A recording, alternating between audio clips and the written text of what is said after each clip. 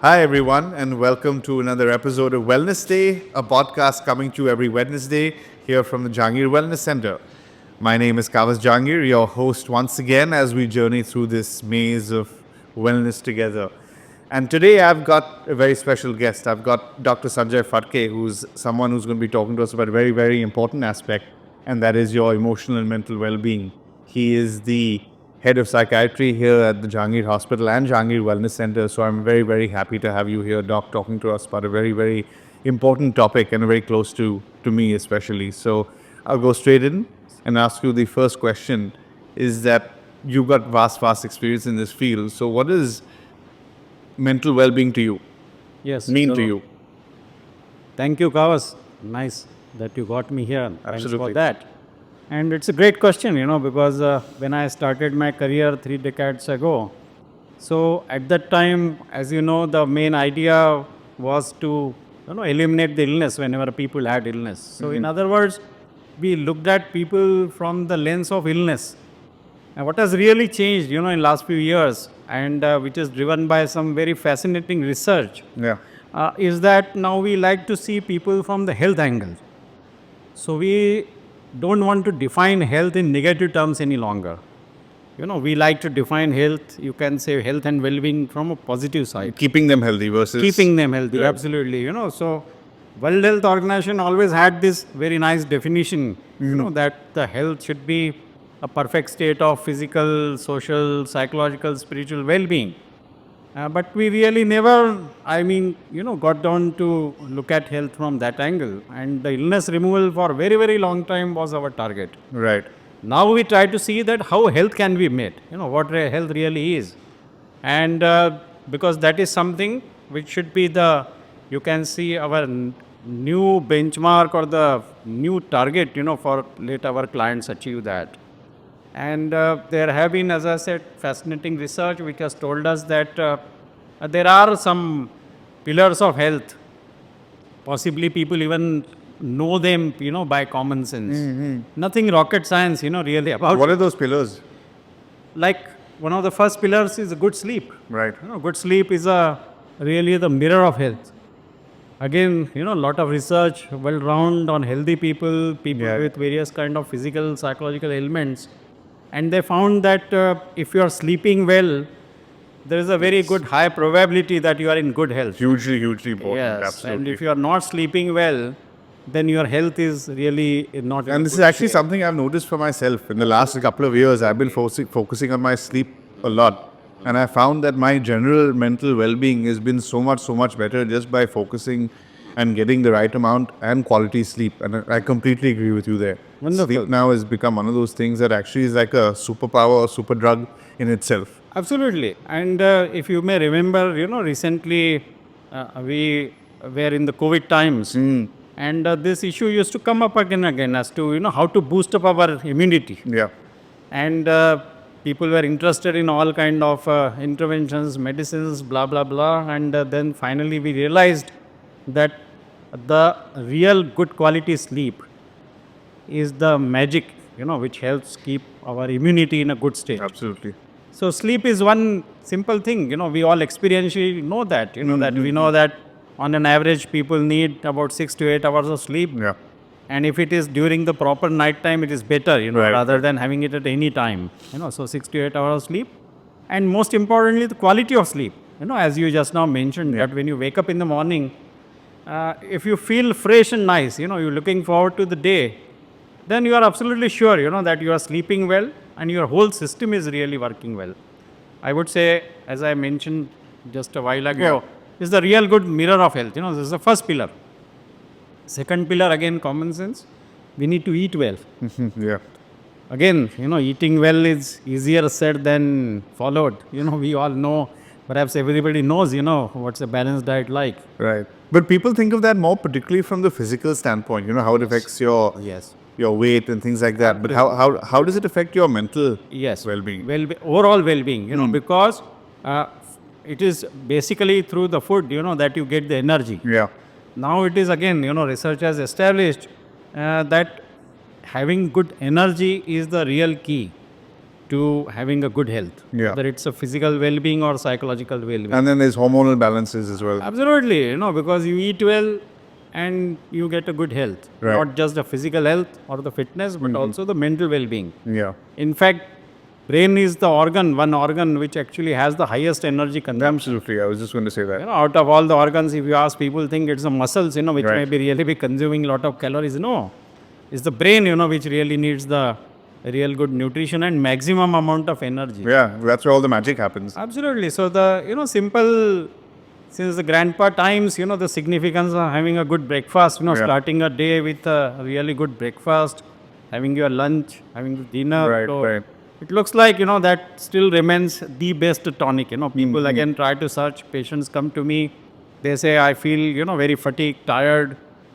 Again, since the COVID times, people started noticing, fatigue and tiredness more commonly. Right, right. And then they try to find whether there is a solution, in some vitamins or other food supplements, so and Right, so, and right. so forth. But people that are coming to you now more and more, Yes. Are you finding any particular ailments that are increasing? Or what are the typical common ailments that people come to you for? Absolutely. So basically, a lot of ailments related to these two first pillars of health itself. Of sleep, I of sleep find deprivation? actually, I find a worrisome trend that again, if I refer back to 30 or 35 years ago, when I started my practice, so it was mostly the middle-aged and later years, when people suffered from sleep disorder. It's no longer, younger people, middle-aged people, so it seems to be shifting down and down, even younger people. Why is that? Maybe, multiple factors, maybe our lifestyle, so many factors contribute to that, So people sometimes say that there are a couple of inventions, which have really ruined our health. One is that, as they see, is the wheel. Ever since humanity invented the wheel, we stopped walking, and... That's a very good one. yeah, that's like when we started losing our fitness, really. Right. And second is perhaps the electricity. We started having electricity before we had electricity. Our forefathers, perhaps at the dusk, the day was over. Yeah. No longer, now because of the electricity, the day goes on and on, so you can have practically the day all night long. And third, of course, now we have the social media, easy access to social media, computers. phones. So the day never ends really, and I think that is one of the important factors which is interfering with sleep. And is also linked perhaps also with our food habits also. Again, the Processed foods. as well as perhaps having, more caffeine than we can possibly Which also digest in a affects your day. sleep. And what is very important, perhaps information to everyone, that caffeine has a very long half-life. That's a medical statement, but for a common person, what it means is that once you have ingested caffeine, it takes nearly 12 hours, for that caffeine to get out of your body. Right. So, for example, if you have had a caffeine at 8 a.m. in the morning, your coffee, tea, etc., and if it's a reasonable dose, it will take nearly, until So it's the still late in your body evening by for 8 that to p.m. get back. Exactly. And then if you have it, again in the afternoon or later in the evening, then it just can't get out of your system. And this is a common misconception that people have, that they think that, we can have coffee and still fall asleep, which is fine. People can do that. But I think what people don't realize is that they don't get what we talked about earlier, is that the quality of sleep. Exactly. Getting to that deep sleep cycle is not something that happens if you have caffeine late. So that's something that's important. That So I people should think know. people therefore have to be mindful of their food. People have to be mindful of in terms of don'ts, the caffeine. Right. And the third aspect is a sort of a minimum physical activity. The World Health Organization has defined that, people who are like now 25, 30 plus people, they should have a minimum of 150 minutes per week. That translates to about 20 to 30 minutes of physical activity every day. Yeah. That's not too much to ask, I think, but I find that people increasingly are even not able to, do that for some or other reasons, Right. So As maybe you said, may have, like we all have ready-made excuses to ourselves, for Right. not being able to even find that 20 or 30 minutes time slot, which is for our own self, A simple walk, sometimes becomes so hard for us to do. And people, those who are younger, they actually need double of that. Right. Because their body is growing, and that is the time when their bones are kind of getting stronger, right. their muscles, like a foundation of health. there are very interesting, you can say again, epidemiologic research studies. A very famous study, acronym cardiac, wherein what they have shown is that whatever wellness that we build, fitness, wellness that we build during our younger days, it is like a sort of an investment for a lifelong.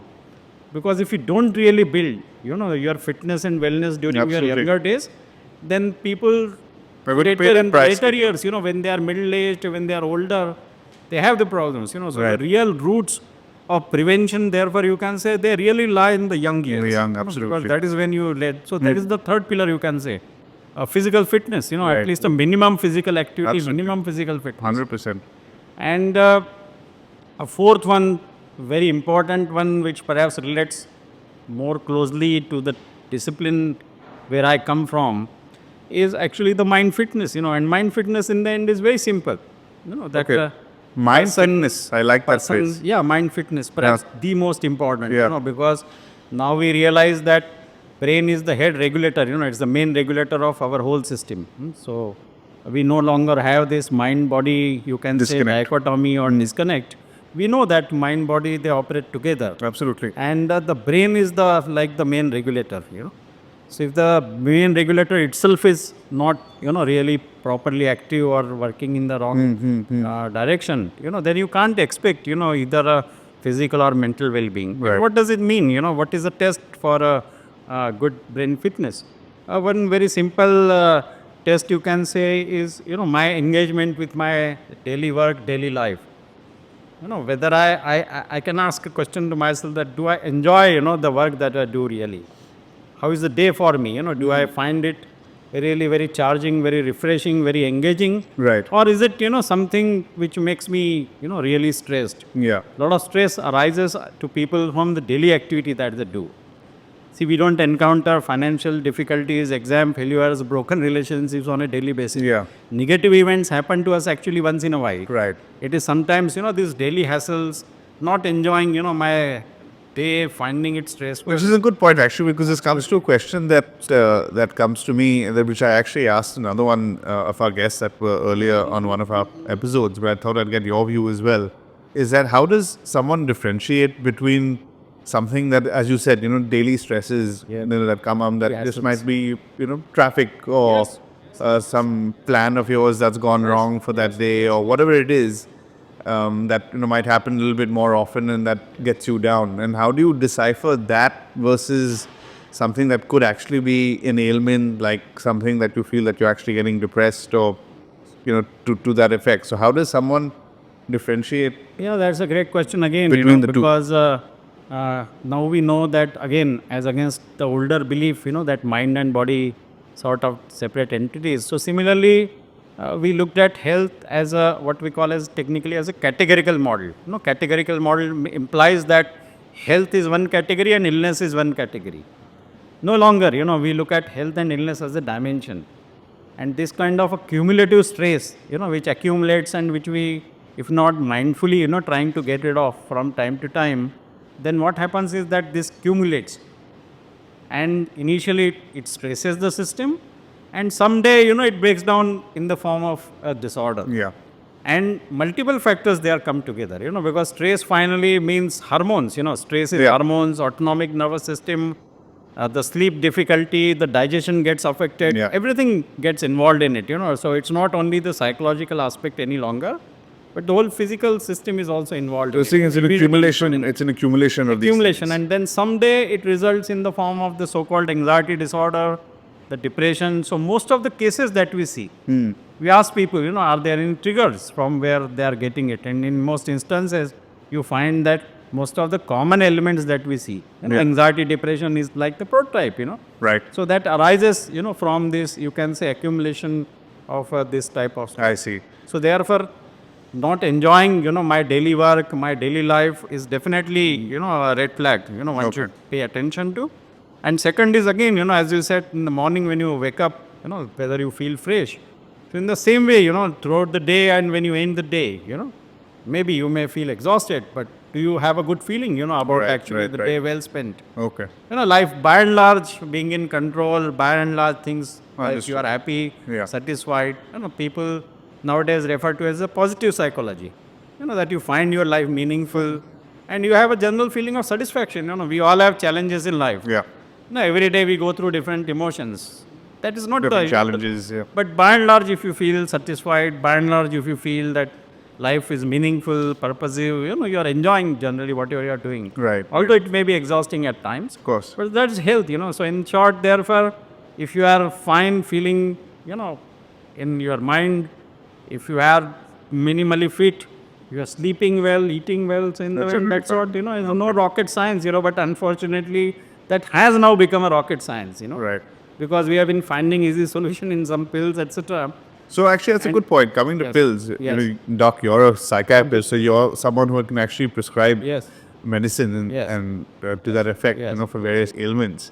Do you find that there's a taboo towards, getting prescription drugs or prescription medicine for mental ailments? One, and two, there's this fear that if I start taking these pills, I'll be addicted to them or I won't be able to get off them. What is your thought process on that? Again, absolutely great question, So, because instead of taking a middle path, as a society, generally we are on the two extremes. So the medicines have a definite role. Sorry, by extremes you mean either we do nothing or we give too much medicine. Yes, exactly. So either a over reliance on medicine I see. or not accepting medicines at all. These are, I would say, are the two extremes. I see. Okay. So medicines have a definite role in helping people. Absolutely. Just to give you an example, if someone comes who has a sleep disturbance going on for some time, so it's a very logical thing that initially they accept medicine for some time, so it helps them to stabilize the system. And once the system is stabilized, we can gradually help them, to wean them off the medicine, switch them over more to, lifestyle management and other non-pharmacological techniques, And therefore, this particular combination, wherein you are judiciously using medicines along with non-medicinal measures, is perhaps, is The right path. you can say the path. Nowadays, people refer it by many different names, mind-body medicine, integrative medicine, so on and so forth. But basically to emphasize, this aspect that medicines have important role and lifestyle interventions, non-pharmacological, they both have, their own important role. Right. One is not a substitute to other. And sometimes that is where, we end up making these extreme choices. That I will continue only with medical treatment. Yeah. Or I will not accept medicines at all, even if I am not in a good health. I will continue to work, only with the non-medicinal measures. Yeah. So a judicious path wherein the two are combined. That seems to be sensible. That is where best centers in the world are moving towards. We ourselves now have started, on that path. Okay. Best centers, medical centers in the world, they are making this judicious combination so as to start with, so that people are stabilized quickly. And second, then we allow them, to take better control, better charge of their own health. And they are probably the best gauge for their body always. Absolutely. We just need to give them the right guidance. Absolutely. So you start with, medical regulation, and then the self-regulation comes in. And the second part becomes, more like an education or training part, where people are training themselves. So that in future they are more effective, about regulating their own health affairs. Right. They feel more confident. And Absolutely. they also are more involved, they realize the value. In the end, I think today we have much better resources, society is more prosperous, but I think we have to enrich ourselves with our health. Health is a very important resource. If you don't have health, you possibly can't enjoy life, irrespective of other situations in your life. So if you have to really enjoy your life, health is a very important resource. And we have to make health, health is not automatically made. So we have to be mindful of these ones. We have been talking a lot about sleep. So one question before we move on from that. Sure. Perhaps a myth also that we would like to talk about. I'm sure people come to you with this a lot. What about the use of alcohol? People think that it helps me sleep. Is that actually good, bad? Does it actually interfere with your sleep? How does that work when you're So this question, about alcohol has always been there, as far as the medical world is concerned. The benefits versus the flip side. And today the scientific situation is that don't use alcohol as a medicine. Absolutely. Because if you are interested to use alcohol as a medicine, then it's a very poor medicine. I mean, there are better medical choices. Right. I'm not a person, who has a moral judgment. Yeah, we're not on this talking about the issue. morality or the enjoyment of it. Absolutely, that part, but I am absolutely clear, and the whole of the medical scientific world is clear, that alcohol is a poor medicine, Absolutely, especially for sleep. especially for Because it's actually not a sleep aid, for, it's for more... sleep, for anxiety, for depression. So the rule of thumb is, if you are not in good health, then there is a more likelihood that alcohol will work in an adverse way. Absolutely. So one should avoid really, alcohol for all these situations when you are not really in good health. Right. Alcohol is not something, which is a sort of a treatment and which can rid you of this. It will only aggravate the problems more, rather than actually containing them. Okay. So best time actually to have alcohol, if at all you have, not that, I am sort of a person having a value judgment, is perhaps, where you are in good health And enjoyment, yeah. and enjoyment. Okay. Well, changing subjects, Doc. More from a macro, standpoint, or from a Yes. perhaps not personal experience, but actually a fair personal experience to a fair extent, is that, say, for example, someone wants to reach out to trying to find a counselor or psychiatrist, and you hear that no, you should make sure you find the right one that fits for you, and things like that. I've had this thought process in my mind also, so I thought I'd bounce it off you. Is that there've been points in the past where I feel that maybe I should talk to someone about XYZ. I think I need to talk to someone and all that, but I can't find the right person to talk to. I can't find I can't find anyone. So chalo, forget it. I'm not going to do it. It'll go away.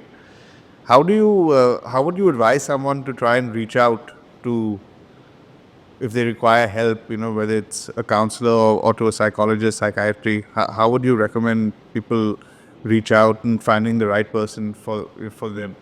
Yes. So, Because it is fairly, I don't want to say it's becoming less and less taboo, which I'm so happy to hear. But, people still feel there's a reluctance to ask people about how should I go about doing this? How should I find the right person? So I thought I'd just check and get your views on this, because I'm sure a lot of people come to you with this. definitely, because what happens is that once upon a time, as you rightly said, it was some kind of a taboo or a stigma, that if you have to contact anyone who is associated with mental health in any form. But the society also has a overall better acceptance, of these professions and these professionals. And people therefore should be open to the idea of because if there are issues which remain undisclosed, undiscussed, then they have a possibility for many people. See, there are people who are able to sort out issues on their own. Yeah. But if someone really thinks that she or he is not able to, cope with the issues, it's a good idea, to reach out to someone. Right. And there is again a very interesting research by that person some time back. He passed away. He was a professor of psychiatry in Johns Hopkins. Johns Hopkins, is one of the Leading world's centers. topmost medical universities. Dr. Frank, he was a psychiatrist, and lifelong he devoted researching about various therapies, psychotherapies. And in the end, he found that the main purpose, of a psychotherapy or a psychotherapist is somehow to, instill the hope in the person, give the person the confidence Still again. hope in someone. Okay. Instill hope. Yeah. Give the confidence, because what happens is that it is the difficulty with the confidence because of which people are unable to, sort out their issues. So according to Dr. Frank, it is these non-specific factors in psychotherapy or counseling which is most important. So all his research, it basically told us that it is the genesis of hope and giving confidence which is the most important function of counseling or psychotherapy.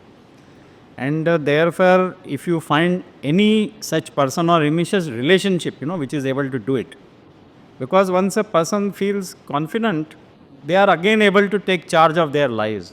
Whatever lack of efficacy that they feel, self-efficacy is back again. They think that they can take charge of, and that is called as a non-specific factors. He found that irrespective of what type of counseling or what type of psychotherapy. Why I shared this information is therefore it is unimportant, what kind of a counseling or what kind of psychotherapy you are part of. Right. So far as you feel, if I am a client, what should be, my test for whether it's helping me? That if it is giving me some hope and some confidence back, to bring the life back on control. That is a lovely. There is thought. a, famous movie which nearly perhaps everyone knows, a famous dialogue there out, life under control. Okay. All is well, and life under control. So it's whole issue of, bringing life under control Right. again. So we should not hesitate to seek if we feel that life is not under control. And the test of any good counselor or therapist is someone who is able to give me this confidence and the hope. Then the purpose is served, it's as simple as that. Well, that's a lovely note to end on. But there is one final question I would like to Yeah. ask you, Yeah. Doc, is that what do you do to de-stress on a daily basis? Because I'm sure you get lots of heavy sessions every now and then. So you as a practitioner, it'd be very interesting to know how you treat your mental well-being and keep that balance and hope in your life. It's a very simple, so it's my daily work. So what I said is from my own experiential aspect, as you yourself said that you shared about your own sleep experience. Right. So far as I am sleeping well, so far as I have good appetite, I'm eating well, I feel like, being physically active. And most importantly, I feel like kind of working. So I think I thoroughly enjoy the work that I do. But that's actually a It's very what good. I It's thoroughly enjoy that's the a very work good point that you mentioned then, because then actually it's really about just keeping simple habits and just enjoying what you do. Yes. Is what will keep you Yes. in a very good emotional and mental state of mind versus trying to go out of your way to do something. Yes. So that's actually a very good takeaway. Yes. So I think we all have to keep working. We have to keep enjoying our Keep life. that hope is what you're saying. I like that. Most important. Absolutely. Thank you so much for your time here, Doc. I think today's been a very, very insightful discussion that we've had. So thank you so much. My for being great here. pleasure. Yeah, Absolutely. Great pleasure. So Thank very you. nice talking with you. Thanks again for having me here. Thank you and keep Thank the hope. you so much. Keep the Thank hope. you. Oh, thank. All right. See you.